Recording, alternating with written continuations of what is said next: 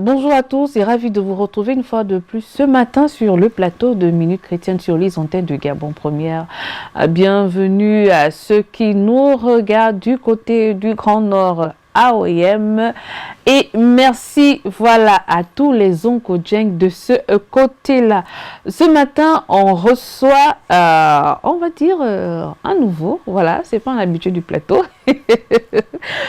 Lui, c'est Biyogué Stéphane, il nous vient du centre d'évangélisation Bethany et il est pasteur. Bonjour, homme de Dieu. Bonjour. Vous allez bien?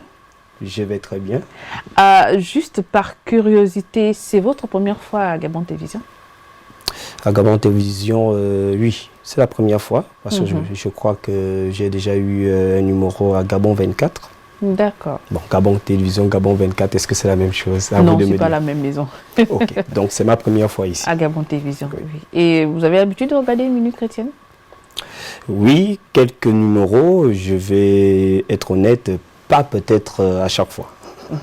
Et que pensez-vous du concept de l'émission? Je pense que c'est très important que nous puissions retrouver sur nos chaînes de télévision de telles émissions qui peuvent, on va dire, participer à l'édification du plus grand nombre, non seulement ceux qui pratiquent déjà la foi, mais aussi de ceux-là peut-être qui veulent apprendre un peu plus sur la Bible, sur le Jésus, sur la foi chrétienne.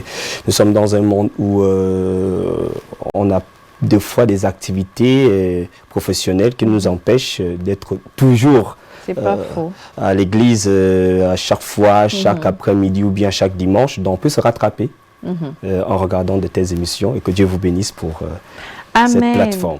Alors comment va le peuple de Dieu du côté du centre d'évangélisation de Bethany? Le centre d'évangélisation Bethany, bien sûr, je crois que vous le savez, est dirigé par le révérend Francis Michel Badinga, que je salue. Il va sûrement me regarder, qui est mon père spirituel. Et je l'aime bien de tout mon cœur.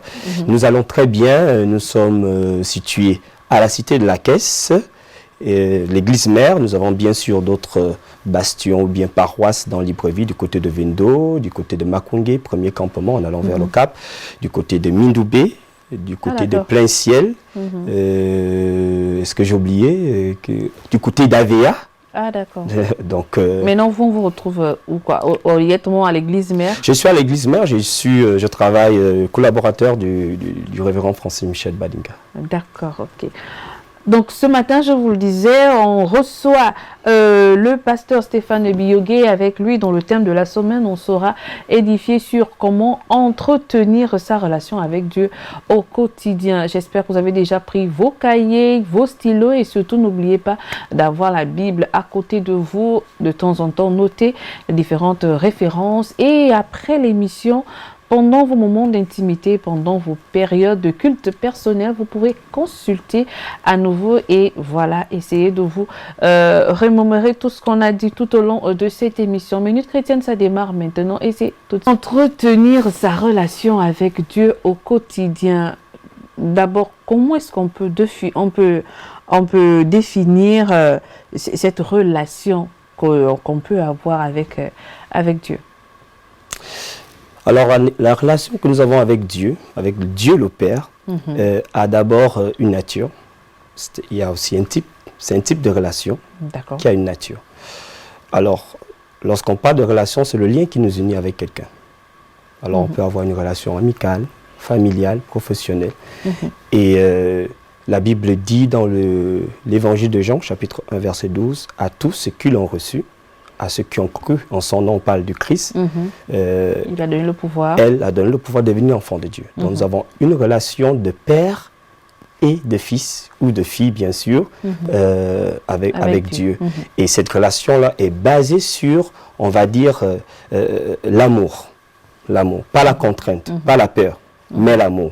Parce que la Bible dit, dans le même livre de Jean 3,16, un texte que peut-être tout le monde connaît, « Tu as tant aimé le monde qu'il a donné son Fils, afin que quiconque croit en lui ne périsse point, mais qui ait la vie éternelle. » Donc, je crois que cette relation ce type-là et cette nature que nous devons d'abord considérer fondamentalement.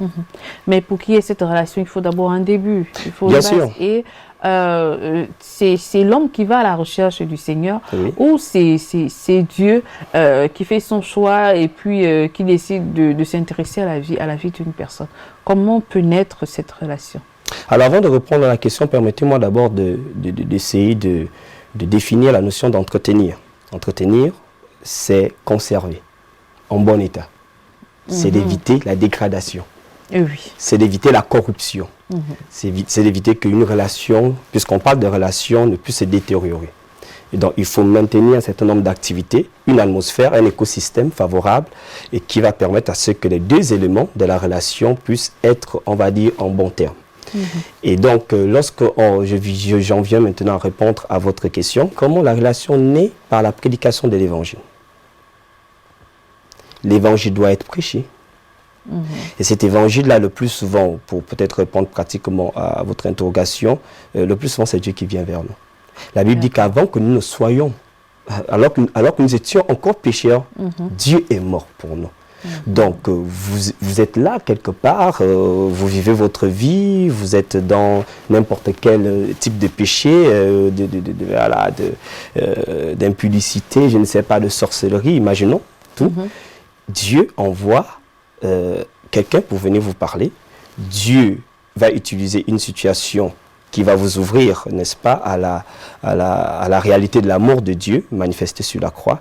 Et c'est Dieu qui vient vers nous. Puisque Dieu a tant aimé le monde, il l'a envoyé. C'est lui qui initie le plan de rédemption de l'homme.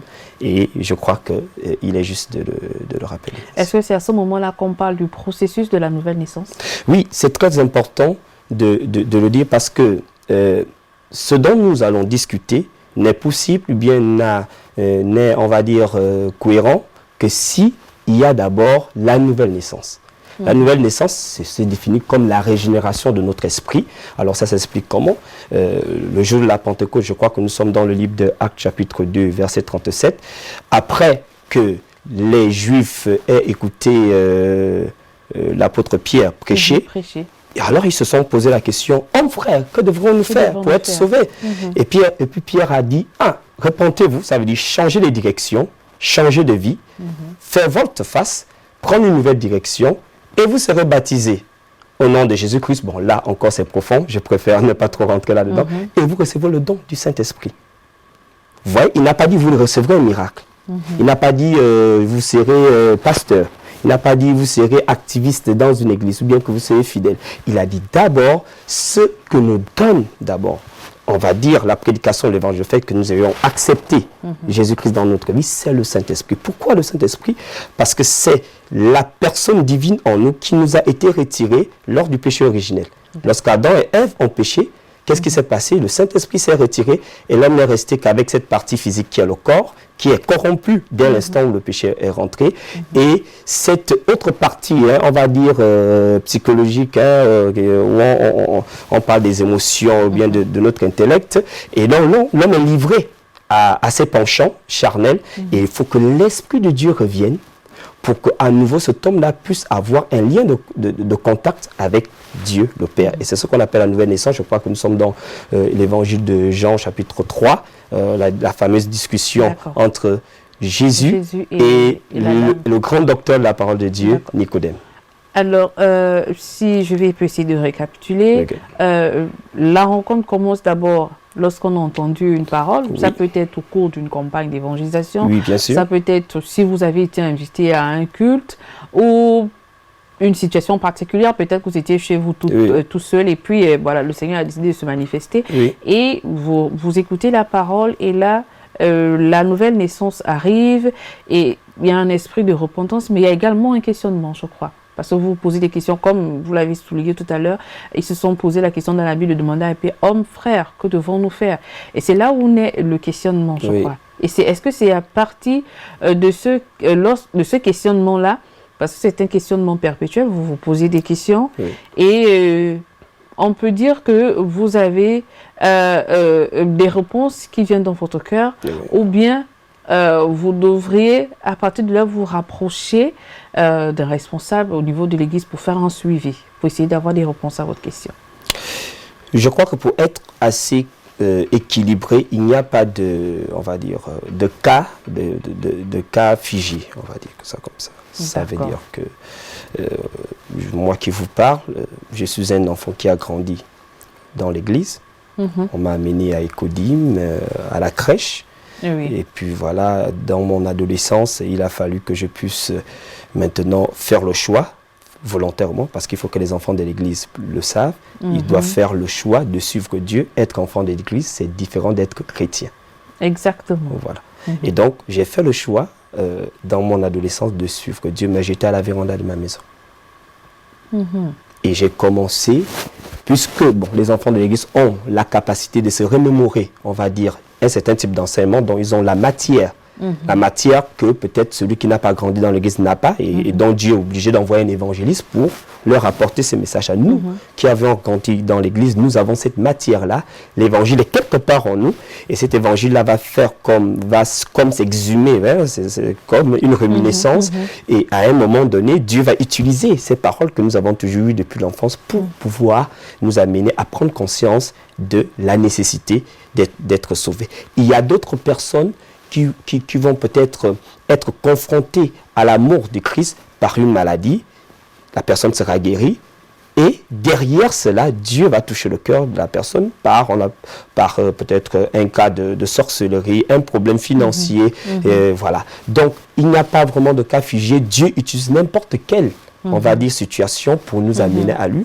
Et j'aime toujours prendre le texte de Luc, je crois, chapitre 5, la rencontre de Jésus avec l'apôtre Pierre, qui était un pécheur. Alors, Jésus voit un homme, et puisqu'il est Dieu, il sait qu'il a un besoin, il a fait une pêche, on va dire, infructueuse toute une nuit, il est fatigué, il est frustré. Alors, Jésus va utiliser cette situation-là pour se révéler à Pierre. Et j'aime toujours poser la question aux gens, il y a quel lien entre un miracle de poisson et le fait que Pierre puisse reconnaître qu'il est pécheur, s'agenouillant devant le Seigneur et dire, retire-toi de moi, je suis un homme pécheur. Ça veut dire que le miracle du poisson a, et ça il faut le dire, un miracle, pour quelqu'un qui n'est pas encore sauvé, doit nous amener à la repentance. Exactement. Doit nous amener à la repentance. Parce qu'un miracle qui ne vous amène pas à la repentance, si vous n'êtes pas encore sauvé, alors ne va pas vous amener vers Dieu. Et alors, vous pouvez même être guéri du sida, vous allez repartir dans les bars, repartir dans votre vie, parce que Pierre a dit, repentez-vous. Et la nouvelle naissance a comme fondement, comme premier pas d'abord, la repentance. Voilà. Et une fois qu'on a terminé toutes ces étapes, c'est-à-dire que on est passé par la repentance, on a accepté le Seigneur, on a fait le questionnement et on a commencé nos débuts avec le Seigneur. On sait déjà qu'on est enfant de Dieu, on l'a accepté, on a reçu Jésus-Christ dans notre vie comme Seigneur et Sauveur. Comment faire pour entretenir, est-ce que j'ai envie de dire pour ceux qui nous regardent, pour des personnes qui sont nées de nouveau, ou bien pour ceux qui veulent, ces personnes qui veulent comprendre, est-ce qu'il y a une, je sais bien qu'il n'y a pas, mais est-ce qu'il y a une méthodologie, est-ce qu'il y a quelque chose de méthodique à suivre pour entretenir au quotidien sa relation avec Dieu? Bien sûr, la Bible est là pour nous donner, on va dire, les différentes activités que nous devons pratiquer au quotidien. Pour, on va dire, maintenir. J'ai parlé tout à l'heure de dégradation. De dégradation, oui.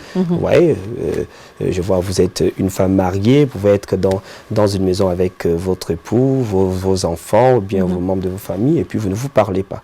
Et pourtant, il y a bel et bien plusieurs personnes dans cette maison, mais ils ne se parlent pas. Donc, il n'y a pas communion. Donc, quand on parle d'entretenir, on peut remplacer cela par la communion avec Dieu. Dans le partage. Le partage.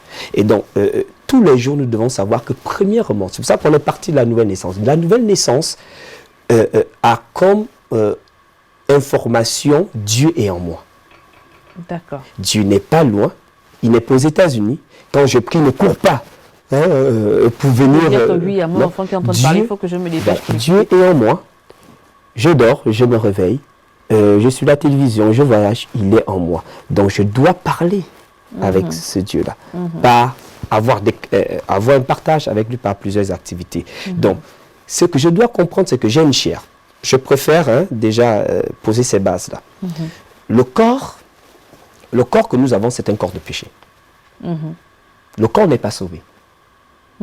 Il faut que les gens le savent. Le Eh oui. péché est dans le corps. Le corps n'est pas sauvé et donc votre corps ne se convertira jamais. Oui. Votre corps ne sera jamais, on va dire, prompt à aimer Dieu. Votre corps aime Le péché. ce qui est inimitié avec Dieu. Je crois que nous sommes dans le livre de Romains chapitre 8, à partir du verset 5, on dit que le corps. Donc, il faut maintenant, on va dire, dompter le mauvais penchant de notre être humain et faire le cheminement inverse, aller vers Dieu tous les jours. Par quoi? Premièrement, puisque nous devons le faire, donc nous sommes comme des bébés, nous devons aller vers Dieu par la prière. Prier, c'est parler tout simplement avec Dieu. C'est un dialogue et non un monologue. Si nous avons, alors on revient sur le principe de base, si nous avons Dieu en nous, nous sommes nés de nouveau, nous sommes enfants de Dieu, donc Dieu peut nous parler. Mais il attend à ce que nous puissions engager la conversation. Alors quand je me lève le matin, avant de rentrer sur Facebook, nous sommes dans un monde tellement stressant, un monde où il y a beaucoup de perturbations, beaucoup de distractions. La première chose avant de sortir de mon lit, d'attaquer la journée, c'est de prendre un temps, m'agenouiller au pied de mon lit, ou bien m'asseoir et de parler avec ce Dieu-là qui est tous les jours avec moi et qui veut juste que je puisse, n'est-ce pas, m'adresser à lui. De parler de peut-être mes problèmes, et je vais revenir sur un aspect très important, mais parler de mes problèmes, lui présenter ma journée, en tout cas être dans une atmosphère où dès que je commence ma journée, je prends conscience que Dieu est avec moi. La deuxième chose, c'est bien sûr, la prière ne peut pas être efficace si elle n'est pas basée sur la parole de Dieu. D'accord. Sur la Bible. Dans le livre de 1 Jean chapitre 5, versets 14 à 15, on nous dit que nous avons cette ferme assurance quand nous prions, que si nous prions selon sa volonté, il nous écoute. Il nous écoute, exactement. Donc, si je prie hors de la volonté de Dieu, en d'autres termes, si on renverse le verset, il ne m'écoute pas. Donc, et s'il m'écoute, là, j'ai la ferme conviction qu'il va m'exaucer. Parce que l'exaucement de Dieu, c'est tout simplement Dieu qui vient répondre, on va dire, à sa propre volonté que vous lui demandez d'accomplir dans la prière. Et donc, c'est le moyen pour moi de dire qu'on ne peut pas avoir une vie chrétienne. Il y a des gens qui disent « je prie beaucoup, mais je ne lis pas beaucoup la Bible ». Je lis beaucoup la Bible, mais je ne prie pas. Non, c'est incohérent. Si vous priez beaucoup, vous devez aussi lire la Bible. Puisque si vous priez beaucoup, vous vous adressez à Dieu. Et le meilleur moyen de savoir ce que Dieu aime, ce qu'il peut faire, ce qu'il ne peut pas faire, c'est la Bible. Est-ce que c'est cela qu'on appelle le culte personnel? Ce petit moment-là au lever le matin ou le soir avant de se coucher, est-ce que c'est ça le culte personnel? Exactement. Le culte personnel, c'est une discipline que tout croyant normalement constitué oui, on va le dire ici. doit faire. C'est une discipline personnelle. Et on a trop de personnes qui s'attendent au pasteur. Trop de personnes qui s'attendent à la puissance d'un homme de Dieu, d'une femme de Dieu, d'une prophétesse, et qui n'entretiennent pas une relation personnelle avec Dieu. Et alors, on a une foule de personnes qui veulent vraiment courir derrière la plus petite occasion d'avoir une prière d'un homme de Dieu. Mais non, il faut revenir sur les basiques. Le christianisme est une relation. Voilà, exactement. Dieu. Et malheureusement, aujourd'hui, on a beaucoup de chrétiens, même pour effectuer un voyage, même pour prendre une décision sur sa propre vie. Je vais d'abord demander à Daddy, il faudrait que j'aille consulter mon prophète, savoir ce qu'il me dit. Or que pendant ces moments de culte personnel, et c'est là où on a la possibilité de recevoir des orientations du Seigneur. Mais là encore, il faudrait savoir écouter la voix de Dieu. Ben, il faut écouter la voix de Dieu, mais c'est un exercice, c'est comme le sport. D'accord. Vous voyez, si vous faites 1 mois, 2 mois pour ceux qui pratiquent le sport, sans pratiquer le sport, vous allez vous rendre compte qu'en revenant à l'activité sportive, vous aurez du mal. Si c'est par exemple de l'endurance, vous n'allez même pas courir pendant 30 minutes, vous serez déjà essoufflé, même pendant 15 minutes. Mais si vous êtes cohérent, constant, dans la pratique du sport, vous allez développer des aptitudes qui vont vous amener à courir 1 heure de temps, voire 1h30. Donc, qu'est-ce qui se passe? Oui, c'est là un peu le côté, on va dire, paresseux de beaucoup de personnes. On sait que c'est un peu troublant, c'est un peu dérangeant au début de penser parler à quelqu'un qui semble ne pas nous écouter et il ne répond même pas.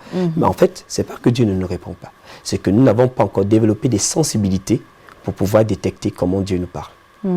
Et celui qui est mature dans la foi, ce n'est pas forcément celui qui est parfait, mais c'est celui qui a appris à entretenir la relation avec Dieu et de savoir comment il répond. Il peut répondre juste par un simple, on va dire, un simple changement de température.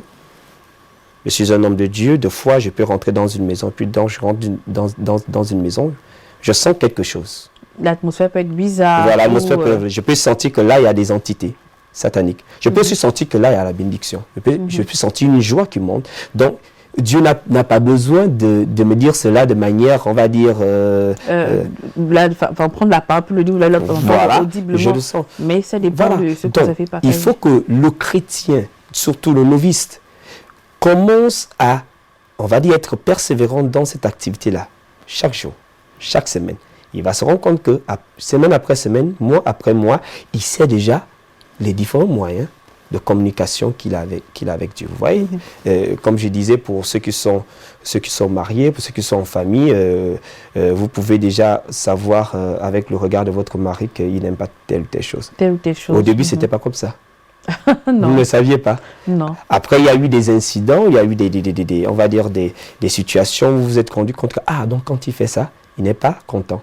Quand il fait ça, il est content. Donc, vous voyez, vous avez développé un système de communication et même les psychanalystes disent cela que langage, au fait. Voilà, le langage, la communication entre les humains est, on va dire, en grande partie non verbal. Non verbal. Et donc, Dieu parle par des songes, par des rêves, par l'intuition, par une conviction, par d'abord la Bible. À travers sa parole. À travers sa parole. Donc, si je veux être pratique, commencez d'abord par beaucoup lire la parole de Dieu et attendez-vous, lors de votre méditation, à ce que Dieu puisse vous ouvrir les yeux, vous interpeller par rapport à un texte sur une situation de votre vie, sur votre famille. Vous orientez à prier pour un membre de votre famille parce que vous avez lu un texte. Voilà, ça vient dans votre cœur. Pendant que vous lisez un texte, votre intelligence s'ouvre. Il y a comme une illumination. Tintin, dans on va dire, le dessin Tintin et Milou, on disait souvent Eureka. Et puis voilà ce qu'on appelle le plus souvent. J'aime utiliser des expressions comme ça pour amener les gens à comprendre ce que nous pouvons vivre dans la présence de Dieu. C'est ce qu'on appelle la révélation. J'ai eu une révélation. Maintenant, c'est juste une illumination. J'ai lu un texte et puis je me suis rendu compte que ce texte-là, après l'avoir, on va dire, apprécié de manière littérale, mais il y a une information qui est là et qui concerne tel ou tel aspect de ma vie, et il n'y a que le Saint-Esprit en nous qui peut le faire. D'accord. On va finir avec cette dernière question. Donc, en résumé, c'est bien d'avoir un culte personnel parce que c'est là où vous développez votre intimité avec Dieu. Oui. C'est là où vous développez votre langage avec Dieu. Mais est-ce que on devrait, je ne sais pas, c'est vrai qu'on a parlé de rigueur, est-ce qu'on devrait ranger ça, c'est-à-dire une personne en train de nous regarder et puis se dit, moi je suis tellement occupé, je rentre tard, je me lève très tôt le matin, mais quel est le bon moment d'avoir ce culte personnel? Est-ce que c'est 4 heures, 5 heures? Est-ce que c'est le soir avant de se coucher? Est-ce qu'on peut avoir son culte personnel à un moment donné dans la journée? À quel moment on peut avoir son culte personnel? Ou c'est selon le ressenti de chacun? Alors, avant de répondre à la question, il faut ajouter, comme activité spirituelle, on parle de la prière, de la méditation, il faut parler de la louange et de l'adoration. Et de l'adoration, la louange et de l'adoration. Alors après, je réponds à votre question. La louange et l'adoration, et il faut d'abord dire qu'il y a une différence entre écouter de la musique, mettre de la musique dans votre véhicule, dans votre maison, dans votre bureau, c'est pour maintenir une atmosphère, on va dire, favorable, peut-être aux anges, à la présence de Dieu, voilà. Mais je fais la différence entre faire cela, parce que beaucoup de gens croient qu'ils adorent Dieu, du moins par le chant, l'adoration par le chant, parce que la notion d'adoration encore est vaste. Beaucoup de gens croient qu'en mettant de la musique dans leur casque, dans leur maison, ils sont en train d'adorer Dieu. Non, vous écoutez la musique, il y a une bonne atmosphère, mais l'adoration et la louange, avec le chant bien sûr, et même avec des paroles, c'est une activité spirituelle. Il faut arrêter la musique. Il faut évaluer notre propre performance dans la louange et l'adoration, chanter nous-mêmes, psalmodier nous-mêmes, Dieu, louer nous-mêmes avec nos propres bouches et voir comment nous-mêmes nous rentrons dans une forme d'intensité dans la présence de Dieu, on le fait. Et revenir sur la prière, je vais répondre à la question. Revenir sur la prière, vous savez, je me suis posé la question, puisque la prière est un monologue, c'est un dialogue autant pour moi, c'est un dialogue avec Dieu. Donc, quand on parle avec Dieu, on prie, normalement. Alors, Adam disait quoi à Dieu lorsque, avant qu'il ne pêche et que Dieu venait chaque soir parler de ses nouvelles, comment était la journée. Et là, je voudrais te donner cela comme bonus. D'accord. Si notre relation avec Dieu est basée sur l'amour, nous n'avons pas forcément besoin d'aller vers lui à cause d'un problème ou un souci. Je suis d'accord. Puisqu'Adam n'avait pas de problème. Il était dans un milieu paradisiaque, Éden, c'est le paradis. Donc, il n'était ni malade, ni stressé, etc. Il ne manquait de rien. Il ne manquait de rien. Alors, il disait quoi à Dieu? Deux fois, on peut se lever le matin. On n'a pas de problème. On n'a rien. Il faut adorer Dieu. Il faut d'abord que notre relation avec Dieu soit une relation d'amour. Dieu nous a aimés, je l'aime. C'est pour ça que je l'adore. C'est pour ça que je m'adresse à lui le matin. Maintenant, revenons sur la question. À quel moment nous devons prier? En tant que formateur ou pasteur, il est mieux de prier avant le lever du soleil. Parce que nous sommes dans un monde périlleux. Les temps sont difficiles. Le diable existe, les entités existent. Il faut dévancer l'aurore. Ce matin, j'ai encore médité ces textes-là, ou dans le psaume 119, et je l'aime bien dans le livre de Job, où il demande à Job que as-tu précédé l'aurore. Il faut dévancer l'éveil.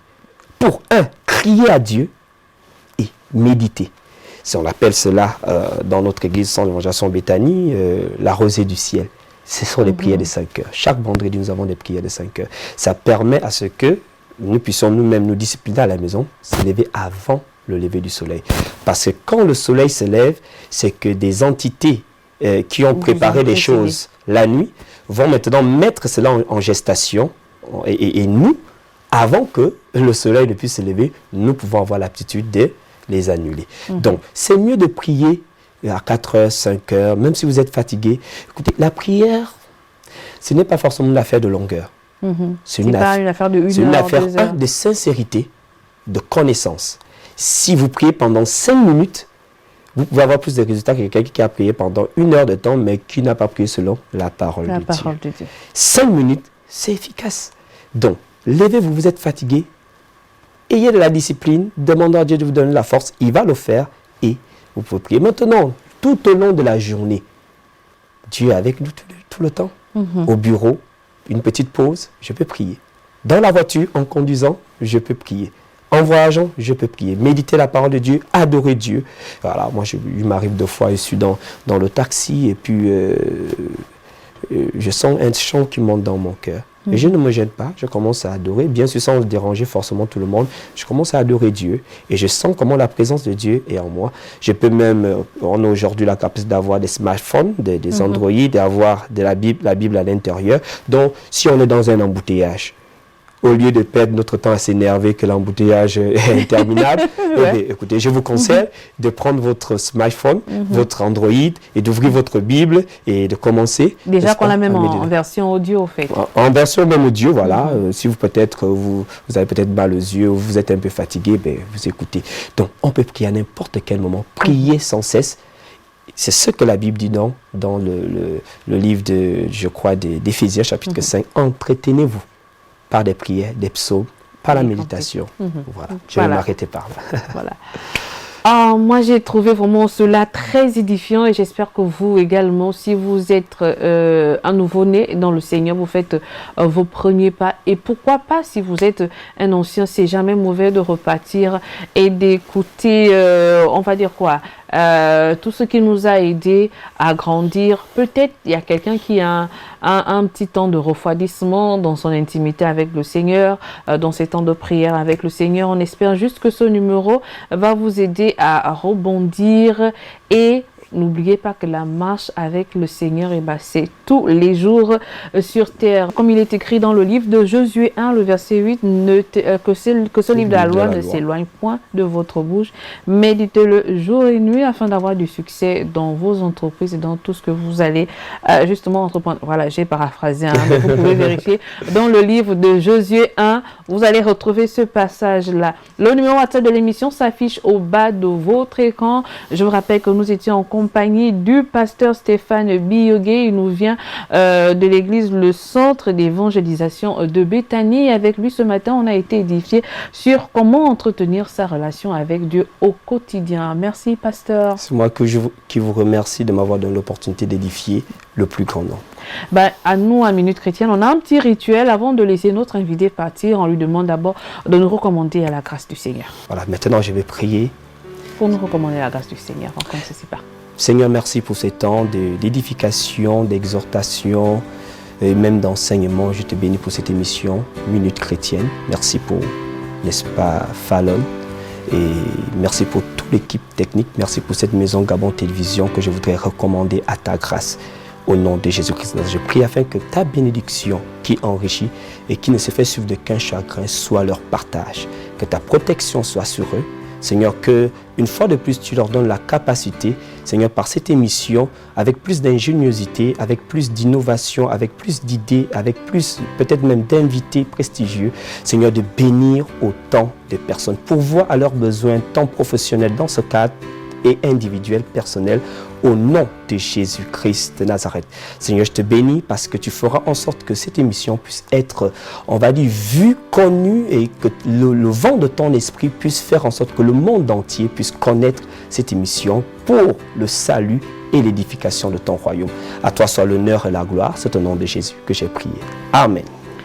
Amen. Voilà, pasteur, merci. Nous sommes arrivés au terme de notre émission et comme j'aime à le dire, surtout n'oubliez pas de continuer de veiller sur votre foi ainsi que sur la foi des personnes autour de vous. Pasteur, on se dit au revoir et merci. On espère vous recevoir très prochainement sur le plateau Minute Chrétienne. Je serai toujours disponible tant que Dieu le veut. Voilà, c'est tout pour aujourd'hui. Au revoir et à dimanche prochain pour un autre numéro de votre émission Minute Chrétienne sur les antennes de Gabon Première. Au revoir.